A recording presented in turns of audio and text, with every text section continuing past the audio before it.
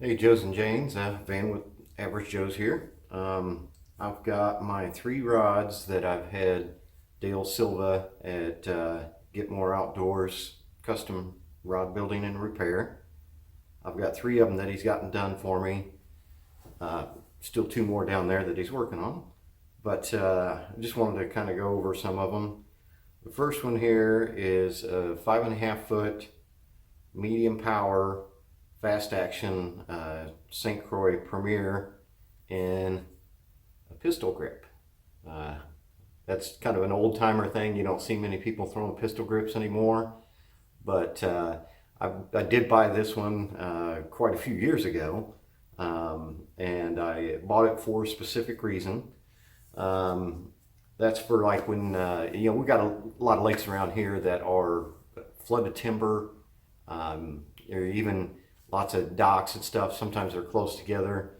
Where a little short handled rod like this comes in handy is in spots like that, where if you've got like 7.5 foot long rod and you're not necessarily flipping and pitching in those trees or next to those docks, a little pistol grip like this with a topwater popper, a jerk bait, spinner bait, bladed jig that you can you can maneuver it around in those trees when making shorter casts down the sides of docks.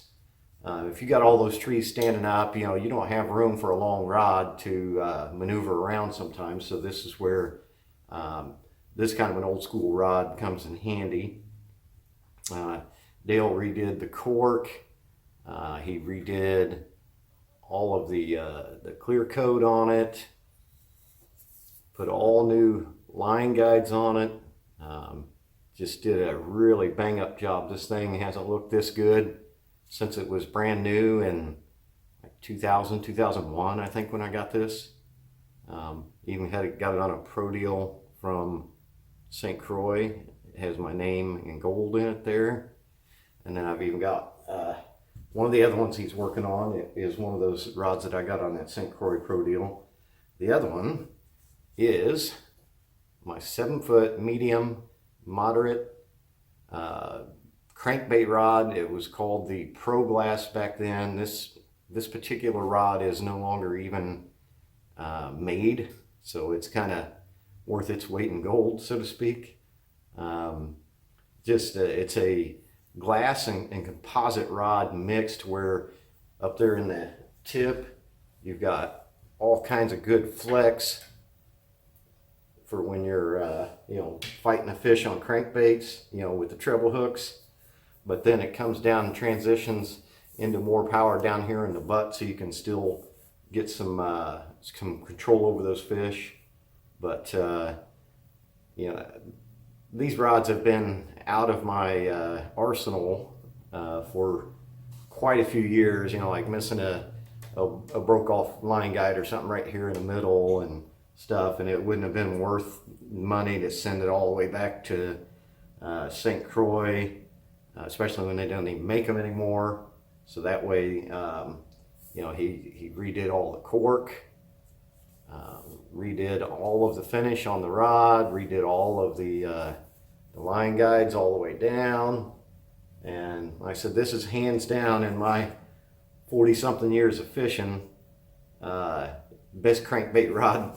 And the fact they make a way more expensive version of this now in their upper end that's like $400+ rod. This one was like $75, $80 back in the day, and you can't beat it for crankbaits. You just can't. And then another one, and I actually purchased this rod in the mid to late 90s from a guy that used to be best friends with old Johnny Morris at Bass Pro.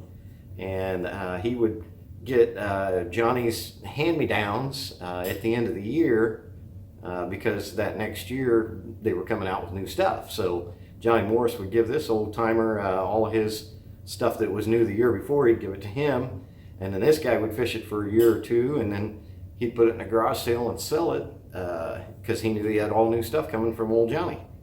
So this is a Browning Predator graphite rod, 6.5 foot medium heavy with a fast taper.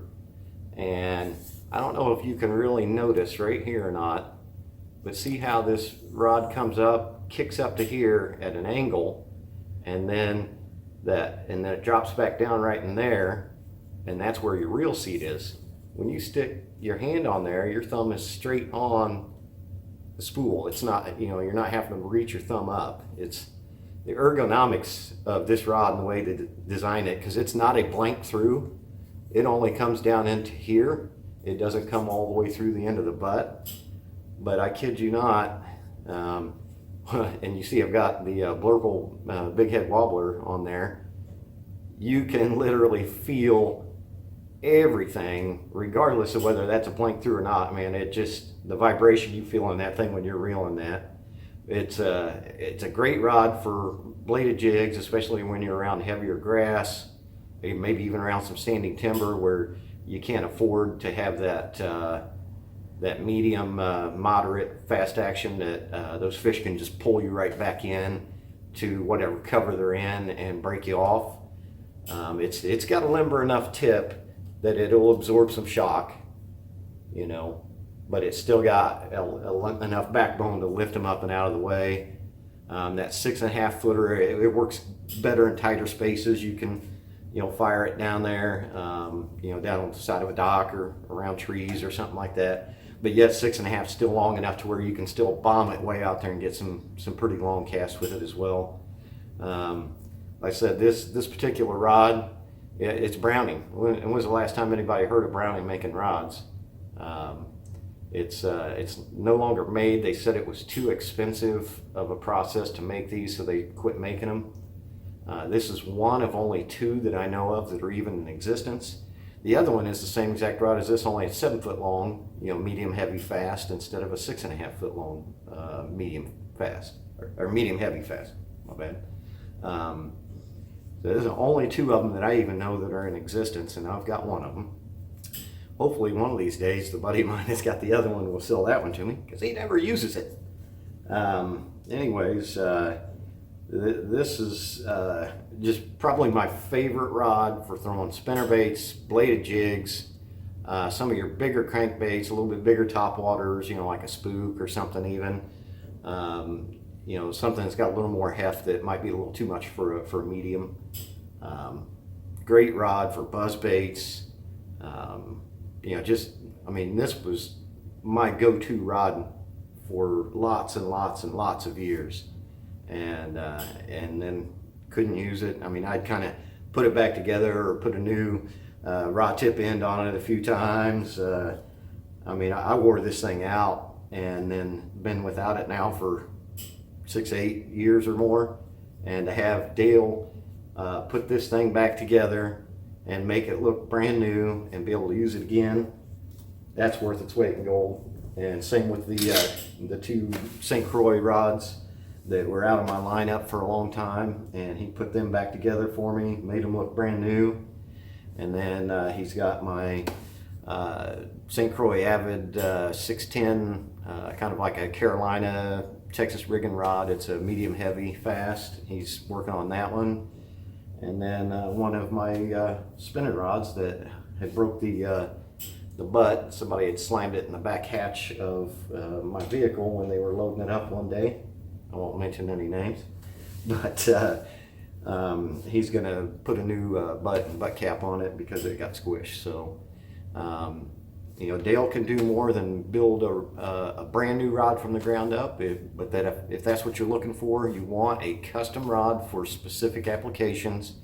Even if you want one that's just got your grandpa's name on it, if you want one that's got your company's name on it and stuff, he can customize them that way.